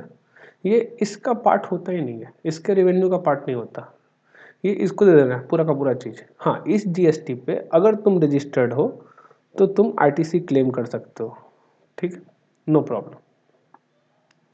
अब बाकी टिकट तो टिकट है ही, उसका क्या करना, वो पैसेंजर ट्रांसपोर्टेशन और पैसेंजर का सर्विस है, उस पर तो जीएसटी तुम अवेल कर ही सकते हो, ठीक है, अगर रजिस्टर्ड हो तो, ठीक है।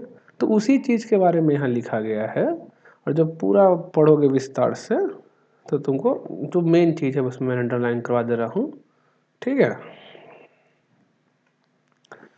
देखो, the airline should separately indicate actual amount of PSF, UDF and GST payable on such PSF, UDF by the airport operator in the invoice issued by airline to its passenger। समझ गए?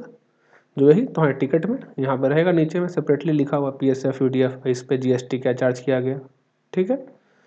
The airline shall not take ITC of GST payable or paid on PSF and UDF।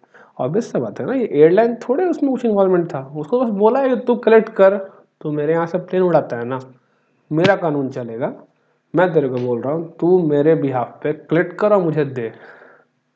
बोला तू कौन होता है, तो बोलेगा मैं भारत सरकार, ठीक है। बोलेगा ठीक है मैं बाप समझ गया, आप भारत सरकार, इसलिए मैं आपके बिहाफ पे कलेक्ट करूँगा, आपको पे कर दूंगा। उसका बोलेगा मैं आईटीसी ले लूँ, बोलेगा तेरा इन्वॉल्वमेंट क्या है इसमें, तू सप्लायर है पीएसएफ का, तू सप्लायर है यूडीएफ का। बोलेगा नहीं, तू कर क्या रहा है, बस मैं कलेक्ट कर रहा हूँ आपके बिहाफ पे माई बाप, तो बस तू कलेक्ट कर रहा है ना, तो बस उसी में खुश रहा, तेरे को प्लेन उड़ाने दे रहे हैं उसी में खुश रहा, ठीक है। और ये पूरा का पूरा पैसा मुझे ला के दे दे चुपचाप, कोई आईटीसी उटीसी तेरा नहीं है। हाँ, लेकिन अगर पैसेंजर रजिस्टर्ड है, who are the ultimate recipient of airport service, वो आईटीसी ले सकता है पीएसएफ यूडीएफ पे जो भी दिया है, ठीक है, समझिए।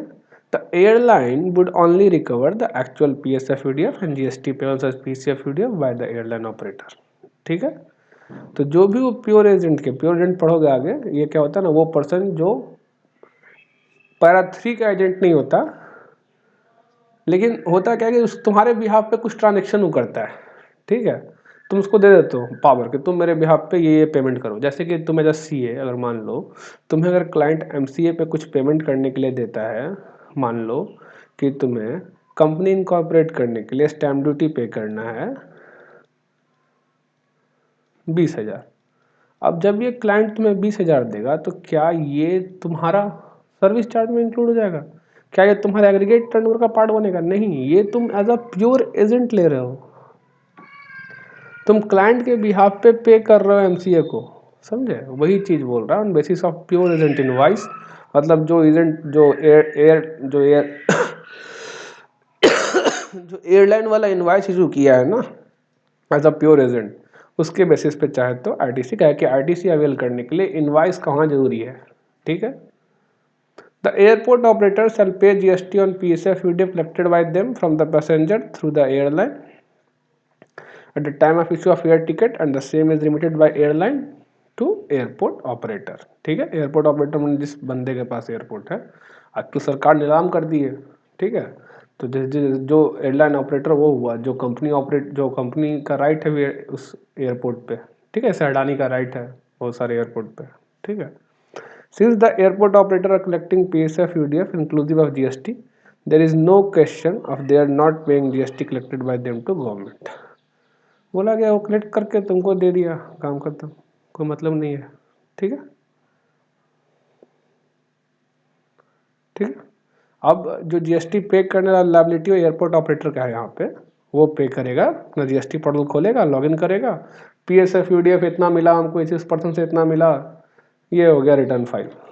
ठीक है, समझ गए? वही कहना चाह रहा था कि इसमें एयरलाइंस का कोई दिक्कत, कोई प्रॉब्लम नहीं है, एयरपोर्ट ऑपरेटर जो है कलेक्ट करेगा।